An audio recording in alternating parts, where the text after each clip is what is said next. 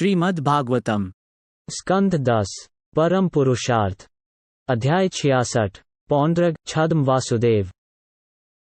श्री शुकदेव गोस्वामी ने कहा, हे राजन, जब भगवान बलराम श्री नंद जी के ग्राम व्रज में दर्शन करने गए थे तो करुष के राजा ने मूर्खतावश ये सोचते हुए कि मैं भगवान वासुदेव हूँ, भगवान श्री कृष्ण के पास अपना दूत भेजा।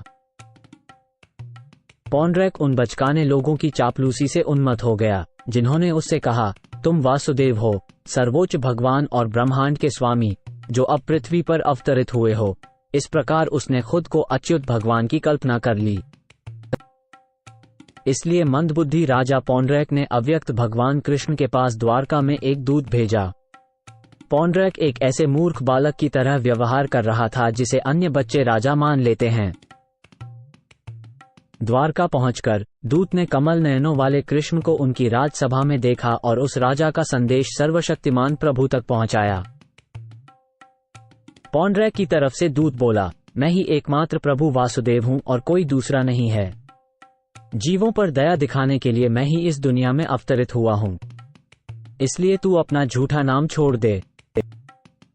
हे सात्वत, त्याग दो मेरे निजी चिन्हों को जिन्हें मूर्खतावश तुम अब धारण करते हो और मेरी शरण में आ जाओ। यदि तुम ऐसा नहीं करते तो युद्ध करो मुझसे। शुकदेव गोस्वामी ने कहा, राजा उग्रसेन और सभा के अन्य सदस्यों ने जब अज्ञानी पौंड्रक के इस व्यर्थ के शेखी बघारने की सुनी तो वे जोर जोर से ठहाके मार के हंस पड़े।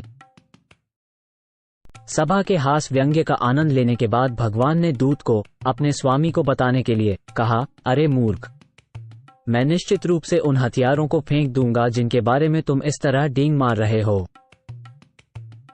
रे मूर्ख, जब तू मर जाएगा तो तेरा मुंह गिद्धों, चीलों और बट पक्षियों से ढका रहेगा और तू कुत्तों का आश्रय स्थल बनेगा। जब भगवान ने इस तरह कहा तो संदेशवाहक ने उसके अपमानपूर्ण उत्तर को अपने स्वामी तक पूरी तरह से पहुंचाया। तब भगवान कृष्ण ने अपने रथ पर सवारी की और काशी के इलाके में चले गए। बलशाली योद्धा पौंड्रक ने भगवान कृष्ण की युद्ध की तैयारियों को देखकर फौरन ही नगर के बाहर 2 अक्षौहिणी सेना के साथ कूच किया। हे राजन, पौंड्रक का मित्र काशीराज उसके पीछे पीछे गया और वह 3 अक्षौहिणी सेना समेत पीछे के रक्षकों की अगुवाई कर रहा था। भगवान कृष्ण ने देखा कि पौंड्रक भगवान के ही प्रतीक यथा शंख, चक्र, तलवार तथा गदा और दिखावटी शार्ंग, धनुष तथा श्रीवत्स चिन्ह भी धारण किए हुए थे। वह नकली कौस्तुभ मणि भी पहने था। वह जंगली फूलों की माला से सुशोभित था और ऊपर और नीचे उत्तम पीले रेशमी वस्त्र पहने हुए था। उसके झंडे में गरुड़ का चिन्ह था और वह मूल्यवान मुकुट तथा चमचमाते मकराकृति वाले कुंडल पहने हुए था। जब राजा ने ठीक भगवान हरि की तरह ही अपना वेश बना लिया था, बिल्कुल वैसा ही जैसा कोई मंच पर अभिनेता करता है, तो ये देखकर भगवान हरि बहुत हंसे। भगवान हरि के विरोधियों ने उन पर त्रिशूल, गदा, नेजे, भाले, रिश्तियां, बर्छियां, तोमर, तलवारें, कुल्हाड़ियां और बाणों से प्रहार किए। किंतु भगवान कृष्ण ने पौंड्रक और काशीराज की सेना पर जबरदस्त हमला किया जिसमें हाथी, रथ, घुड़सवार और पैदल सैनिक शामिल थे। भगवान ने अपनी गदा, तलवार, सुदर्शन चक्र और बाणों से अपने शत्रुओं को उसी तरह मार गिराया जैसे युग के अंत में प्रलय की आग कई तरह के प्राणियों को मार देती है। भगवान के चक्र द्वारा काटे गए रथों, घोड़ों, हाथियों, आदमियों, खच्चरों और ऊंटों से भरा हुआ युद्ध क्षेत्र भूतपति के भयानक अखाड़े की तरह चमक रहा था, जिससे बुद्धिजीवियों को संतुष्टि मिल रही थी। तब भगवान श्री कृष्ण ने पौंड्रक को संबोधित करके कहा कि हे पौंड्रक, तूने अपने दूत के द्वारा जिन हथियारों के लिए कहा था, अब मैं उन्हीं हथियारों से तेरे ऊपर प्रहार कर रहा हूं। अरे मूर्ख, अब मैं तुझसे अपना नाम छुड़वाऊंगा जिसे तूने झूठे ही धारण कर रखा है। अगर मैं तुझसे युद्ध नहीं करना चाहूंगा तो अवश्य ही तेरी शरण लूंगा। इस प्रकार पौंड्रक को चिढ़ाकर भगवान कृष्ण ने अपने तीखे बाणों से उसका रथ नष्ट कर दिया। फिर भगवान ने अपने सुदर्शन चक्र से उसका सिर उसी तरह काट दिया जैसे इंद्रदेव अपने वज्र से पर्वत की चोटी काट देते हैं। भगवान कृष्ण ने अपने बाणों से काशीराज के सिर को उसके शरीर से उड़ा दिया और वो सिर वायु के झोंके से उड़ते कमल की तरह काशी नगरी में जा गिरा। इस प्रकार ईर्ष्यालु पौंड्रेक और उसके सहयोगी का वध करके भगवान कृष्ण द्वारका लौट आए। जैसे ही वे नगर में प्रवेश किए, स्वर्ग से सिद्धों ने उनकी अमर अमृतमयी महिमा का गान किया। सर्वोच्च भगवान में निरंतर ध्यान लगाकर पौंड्रेक ने अपने सभी भौतिक बंधनों को तोड़ दिया। हे राजन, निस्संदेह भगवान कृष्ण के स्वरूप की नकल करके वो अंततः कृष्ण भावनामृत हो गया। राजमहल के द्वार पर पड़े कुंडल से सजे हुए सिर को देखकर वहां उपस्थित सभी लोग हैरान थे। कुछ ने पूछा, यह क्या है? और कुछ ने कहा, ये सिर है, लेकिन ये किसका है? हे राजन, जब लोगों ने पहचाना कि यह उनके राजा काशी के स्वामी का सिर है, तो उसकी रानियां, बेटे और अन्य रिश्तेदार, साथ ही शहर के सभी निवासी, हाय हम मारे गए, हे स्वामी कहकर विलाप करने लगे। राजा के पुत्र सुदक्षिण द्वारा पिता के दाह संस्कार कर्मों को पूरा करने के बाद उसने अपने मन में दृढ़ संकल्प किया, मैं केवल अपने पिता के हत्यारे को मारकर ही उनकी मृत्यु का बदला ले सकता हूँ।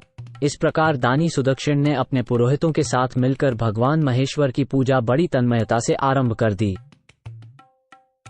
पूजा से प्रसन्न होकर अत्यंत शक्तिशाली भगवान शिव अविमुक्त नामक पवित्र स्थल में दर्शन देकर सुदक्षिण से मनचाहे वरदान मांगने को कहा। राजकुमार ने वरदान के रूप में अपने पिता के हत्यारे को मारने के साधन का चयन किया। शिवजी ने कहा, ब्राह्मणों के साथ मिलकर अभिचार कर्म के निर्देशों का अनुसरण करते हुए मूल पुजारी दक्षिणाग्नि की सेवा करो। फिर दक्षिणाग्नि कई प्रमथों के साथ तुम्हारी इच्छा पूरी करेगा यदि तुम इसे ब्राह्मणों से शत्रुता रखने वाले किसी भी व्यक्ति के खिलाफ निर्देशित कर सकोगे। इस प्रकार निर्देश मिलने पर सुदक्षिण ने अनुष्ठान के व्रतों का दृढ़ता से पालन किया और भगवान कृष्ण के विरुद्ध अभिचार का आह्वान किया।